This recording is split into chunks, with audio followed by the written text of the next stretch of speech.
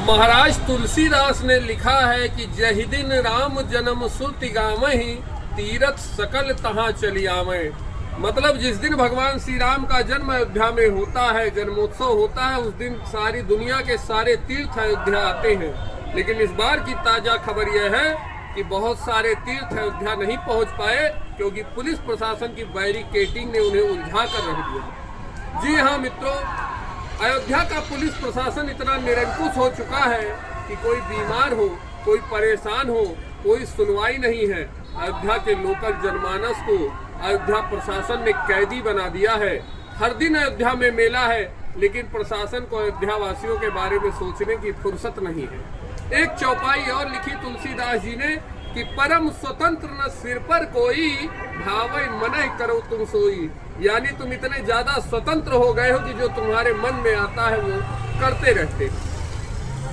प्रशासन को एक बात कहना चाहता हूँ कि महाराज दशकों से हम लोगों ने और इस अयोध्या ने बहुत सारे मेले देखे।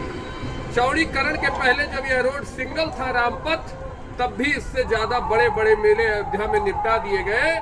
एक ही रोड पर लोग आते जाते थे और मेले में कोई दुर्घटना कभी नहीं हुई, सिर्फ एक बार परिक्रमा को छोड़ दिया जाए तो। लेकिन आज ऐसी कौन सी आफत है, आज ऐसी कौन सी परेशानी है कि सारी रोडें चौड़ी हो जाने के बावजूद भी पुलिस प्रशासन महाराज ऐसी बैरिकेडिंग लगाते हैं कि आम इंसान तो छोड़ो, तीर्थ भी अयोध्या नहीं आ पाए।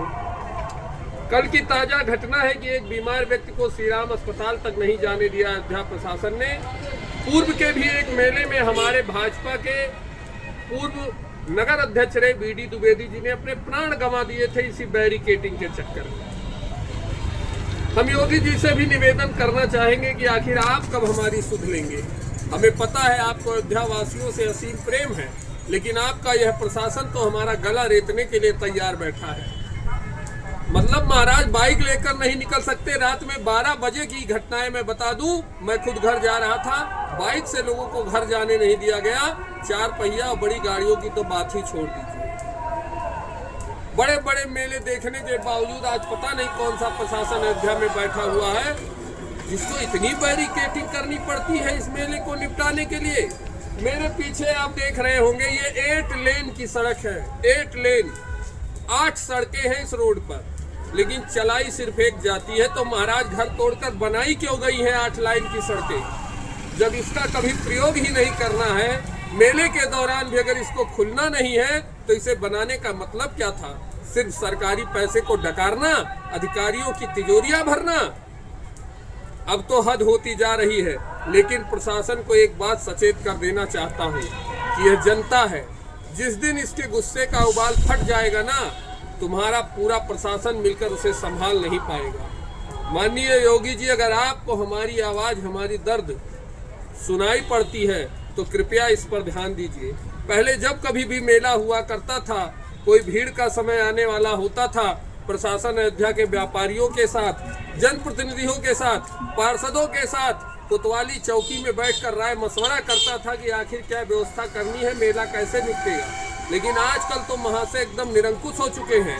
उन्हें न जनप्रतिनिधियों से मतलब है, न पार्षदों से मतलब है, न लोकल अयोध्या वासियों से कुछ पूछना है। उनका कहना है हम जैसे चाहेंगे वैसे तुम्हें जीना पड़ेगा, वरना अयोध्या छोड़कर चले जाओ। महाराज योगी जी, हम आपसे विनम्र निवेदन करते हैं, कार्यकर्ता होने के कारण कृपया जल्द से जल्द इस पर ध्यान दे लीजिए, वरना ठीक 11 महीने बाद इसी उत्तर प्रदेश में चुनाव है। 2024 में पूरी दुनिया में आपने बेइज्जती का मुंह देखा था, 2027 में भी वही ना हो जाए, इसलिए समय रहते चेत जाइए। इस निरंकुश प्रशासन पर कोई अंकुश लगाइए, बस इतना ही निवेदन है। फिलहाल श्री राम नवमी के आप सभी को हार्दिक बधाई। जय श्री राम, जय हिंद, वंदे मातरम।